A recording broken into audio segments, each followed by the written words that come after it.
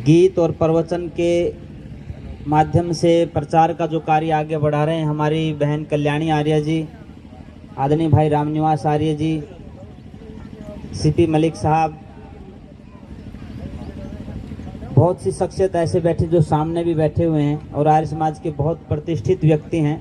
अक्सर जो मंचों पे बैठते हैं वो आज सामने बैठे हैं। मैं आप सबसे आयु में छोटा होने के नाते आप सभी का अभिनंदन करता हूं। और साथ ही साथ भाई पवन जी आए हैं सोनीपत जिले से, भाई अशोक भारद्वाज जी, वो एक तरह से मीडिया कर्मी भी हैं और एक सामाजिक कार्यकर्ता भी हैं। पूज्य स्वामी चरणदास जी महाराज, जिनका बहुत सानिध्य हमें मिलता है, और जब भी सामाजिक मुद्दों पर हम काम करने के लिए खास करके भिवानी में पहुंचते हैं तो स्वामी चरणदास जी महाराज का, अशोक भारद्वाज जी और इनकी पूरी टीम का विशेष सहयोग मिलता है। इनका भी मैं आभार अभिनंदन करता हूं। मेरे साथ आए दिल्ली से आर्य परिषद के प्रधान भाई धर्मेंद्र जी और आदरणीय बाबूलाल जी, जिनके माध्यम से ये कार्यक्रम आज का चल रहा है, उनका पूरा परिवार। और मुझे लगता है कि बाबूलाल जी की हर व्यक्ति में कमियां भी होती हैं और विशेषताएं भी होती हैं।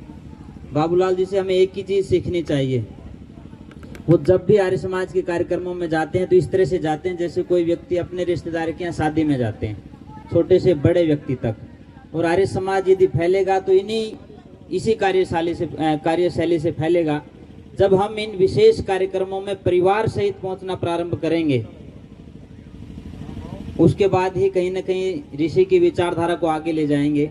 अन्यथा ये होता है कि हम मंच पर होते हैं, अपनी बातें रखते हैं और चले जाते हैं और परिवार उन बातों से वंचित रह जाता है। और जिन लोगों का परिवार इन विचारों से वंचित रह जाता है वही अक्सर लास्ट के दिनों में बहुत परेशान रहते हैं। आज ये विडंबना है, जिन बच्चों को ज़्यादा पढ़ा देते हैं वो विदेशों में रह करके अपना काम शुरू कर देते हैं और माँ बाप को कोई संभालने वाला नहीं रहता। और जो लोग बिल्कुल नहीं पढ़ा पाते उनके सामने भी यही स्थिति होती है। कहीं उनका मानसिक स्तर ऊंचा न होने के कारण से माता पिता आज अपनी सेवा और शुश्रूषा करवाने से वंचित रह जाते हैं। आज समाज में सबसे ज़्यादा आवश्यकता इन नौजवानों को संभालने की, इन नौजवानों को नई दिशा देने की है कि वो किस प्रकार की विचारधारा को लेकर के आगे बढ़ें। आपने रोहतक की घटना सुनी होगी, एक 18-20 साल के नौजवान लड़के ने अपने पिता को, माँ को, नानी को और बहन को गोली मार दी, कहीं न कहीं संस्कारों की कमी के कारण से। आज हर परिवार में ये होड़ लगी है कि हम अपने बच्चों को मोटरसाइकिल दे दें और उसके साथ साथ कार दे दें, लेकिन कोई परिवार ये प्रयास नहीं कर रहा कि हम अपने बच्चों को संस्कार दे दें। यदि हम संस्कार देंगे तो वो कार अपने आप खरीद लेगा, और यदि हमने बचपन में उसको कार दे दी तो संस्कार पलने से पहले ही वो इस दुनिया से विदा हो जाएगा, जो अक्सर घटनाएं आप देखते हैं। कहीं ना कहीं रोड एक्सीडेंट पर शराब पी करके वो खुद भी मरते हैं, दूसरों को भी मारते हैं। और ये संस्कार सिर्फ और सिर्फ आर्य समाज आपको दे सकता है। आर्य समाज ने इस देश में जिस तरह से गाड़ी में स्टेपनी का कार्य होता है वही कार्य किया है। आपको हो सकता है जयप्रकाश जी और सभी वोरा जी सामने बैठे हैं, मेरी बात अटपटी लग सकती है कि आर्य समाज को स्टेपनी की संज्ञा क्यों दे दी है। आप प्रारंभ से ही, जब से आर्य समाज की स्थापना हुई, महर्षि दयानंद ने बंबई में 1875 में जब आर्य समाज की स्थापना की, उसमें जो परिदृश्य था देश में, वो जो परिस्थितियां थी, वो जो वातावरण था, उसमें आर्य समाज ने क्या किया और आज जो वातावरण है उसमें आर्य समाज क्या कर रहा है, पूरी की पूरी श्रृंखला को आप देखेंगे तो लगेगा आपको जिस समय इस देश को जिस रूप में भी आवश्यकता पड़ी, आर्य समाज उसी रूप में खड़ा होकर के एक प्रहरी की तरह से, एक मजबूत ठेकेदार और जिम्मेदार की तरह से, एक चौकीदार की तरह से बनकर के खड़ा हुआ और समाज में एक नया बदलाव करके दिखाया। 1875 में जब पूरे देश में आडंबर था, हम अंग्रेजों के गुलाम थे, अपनी बात कहने में सक्षम नहीं थे। जैसा बहन कल्याणी ने कहा कि इस देश में एक बात प्रचलित थी कि नारी को, पशु को और शूद्र को, ये जितना इनको ताड़ना दी जाए इतनी कम है। पशु, शूद्र, नारी ये सब ताड़न के अधिकारी, ये बातें जब प्रचलित थी। और राजस्थान के कवि तो यही कहते थे कि शूद्र को टाटरो और नारी को टाटरो और ये गाड़ी को फाचड़ो, जितना फोड़ो इतनी थोड़ो। ये जब बातें कही जाती थी तो महर्षि दयानंद सरस्वती ने कहा कि यथेमाम वाचम कल्याणी माँ वदानी जनेभ्य, ये वेद वाणी जो कल्याणी वाणी है, इसको बोलने का अधिकार हर एक व्यक्ति को है, चाहे वो किसी भी कुल में पैदा हुआ है, किसी संप्रदाय में पैदा हुआ है, किसी जाति में पैदा हुआ है, किसी क्षेत्र विशेष में पैदा हुआ है, सबको गायत्री मंत्र से लेकर के वेद के तमाम मंत्रों को बोलने का अधिकार है। बल्कि सुनना और सुनाना अधिकार जो है महर्षि दयानंद ने हम सबको दिया है। उसके बाद यदि हम बात करें देश की आज़ादी के आंदोलन की, तो देश की आज़ादी के आंदोलन के इतिहास को जब आप पढ़ करके देखेंगे तो वो स्वर्णिम पन्नों को जब आप उल्टेंगे तो ये पाएंगे कि देश की आज़ादी के आंदोलन में सबसे बड़ा योगदान, कई बार हमारे मंचों से 80% बोल दिया जाता है, ऐसा पढ़ने में मेरे सामने तो कहीं नहीं आया है, लेकिन अधिकांश कांग्रेस का उस समय का अध्यक्ष पट्टाभी सीतारामैया, जिन्होंने नेताजी सुभाष चंद्र बोस के खिलाफ चुनाव लड़ा था, वो हार गए थे। और बाद में महात्मा गांधी जी ने जब ये कहा कि यदि नेताजी सुभाष चंद्र बोस कांग्रेस के अध्यक्ष रहेंगे तो मैं इस कांग्रेस में काम नहीं कर सकता, क्योंकि वो गरम दल का प्रतिनिधित्व करते थे, तब नेताजी सुभाष चंद्र बोस ने अपना नाम वापस ले लिया था, अध्यक्ष पद से इस्तीफा दे दिया था, तो पट्टाभी सीतारामैया को अध्यक्ष बनाया गया था। वो लिखते हैं कांग्रेस के इतिहास में कि जब जेलों का सर्वे किया गया तो जेलों में जो चीजें अधिकांश मिली, लोग आमने सामने जब आते थे तो एक दूसरे को नमस्ते कह करके बोलते थे, उनके सिरहाने पर सत्यार्थ प्रकाश पाई जाती थी, वो प्रतिदिन संध्या और हवन करते थे। इन बातों से ये प्रमाण दे सकते हैं कि ये अधिकांश लोग महर्षि दयानंद और आर्य समाज की विचारधारा को मानने वाले लोग थे। इन्होंने अपने सिर के ऊपर कफन बांध करके देश की आज़ादी के आंदोलन में अपने आप को आहूत करने का काम किया। उसके बाद जैसा मैंने फिर बहन कल्याणी को कोट कर रहा हूँ, स्वामी श्रद्धानंद जी ने शुद्धि आंदोलन के माध्यम से इस देश में, देश की आज़ादी के आंदोलन के माध्यम से इस देश में एक नई अलख जगाने का काम किया। आप भी कभी संसद भवन जाकर के देखेंगे तो एक विशाल फोटो वहाँ आपको दिखेगा, जिसमें स्वामी श्रद्धानंद जी बीच में बैठे हुए हैं और उनके चरणों में मोतीलाल नेहरू और जवाहरलाल नेहरू जैसे दिग्गज नेता उस समय के उनके चरणों में बैठे हुए हैं। इतना बड़ा कद स्वामी श्रद्धानंद जी का था, जो उस समय की आवश्यकता थी तो स्वामी श्रद्धानंद जी ने वो करके दिखाया। लोगों ने बाद में गौ रक्षा के नाम पर हो सकता है राजनीति की हो, लेकिन इसी आर्य समाज के सन्यासियों ने दिल्ली के अंदर जाकर के अपनी छातियों पर गोलियां खाई, तब जाकर के इस आंदोलन को आगे बढ़ाया।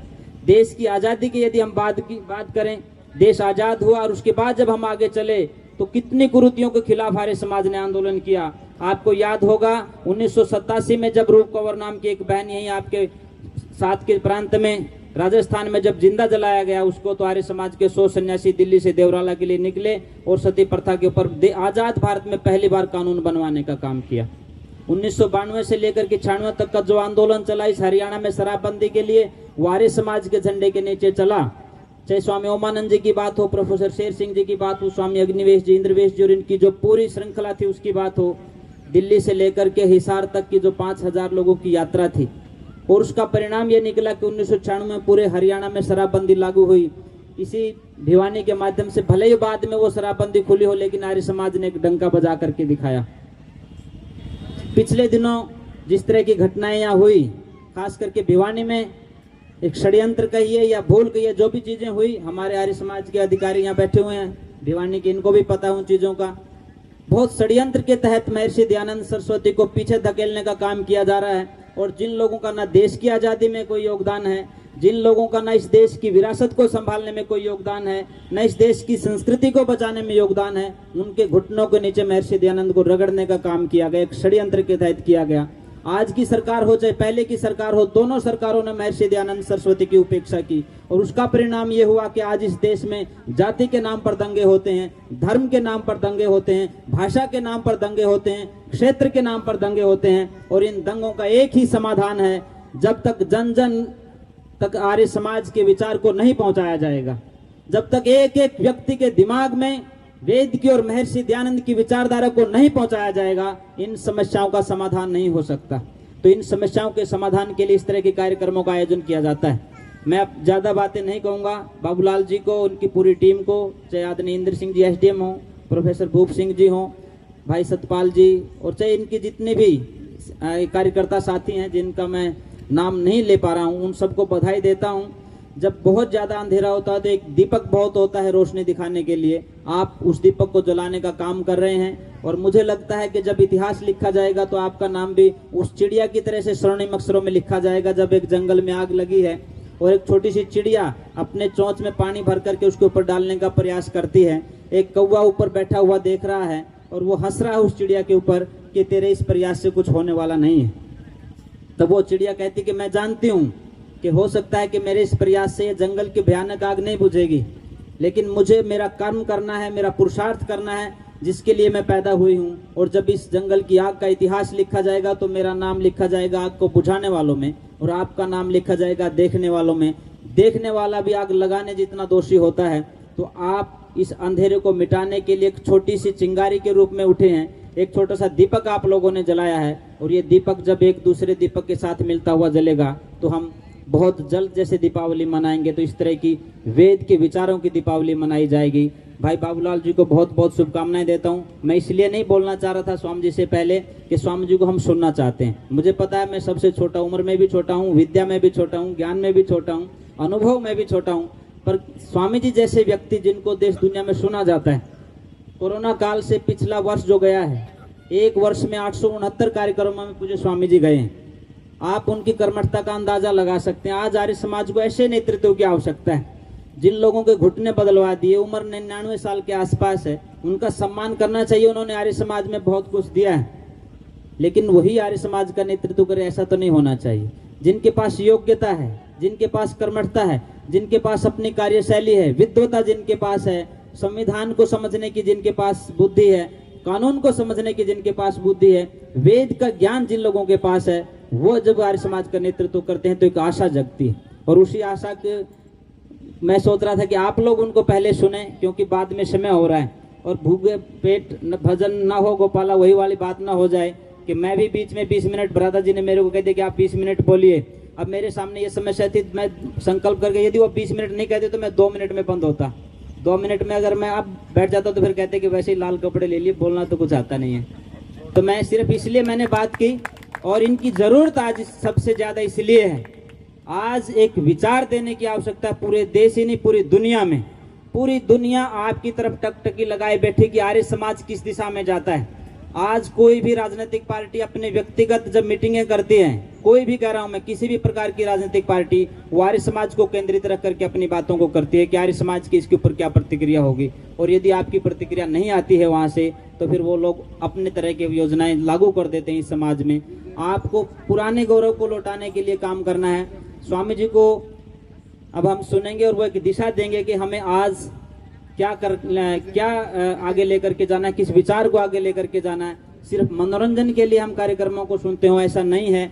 आर्य समाज का मंच विचार का मंच होता है, और यही विचार जब हम अपने जीवन में उतारते हैं और उनको प्रैक्टिकल रूप में करते हैं तो बहुत कुछ बदलता है। इसी बदलाव की अग्रिम शुभकामनाएं। बहुत बहुत धन्यवाद, आपने मुझे समय दिया उसके लिए बहुत बहुत धन्यवाद। धन्यवाद।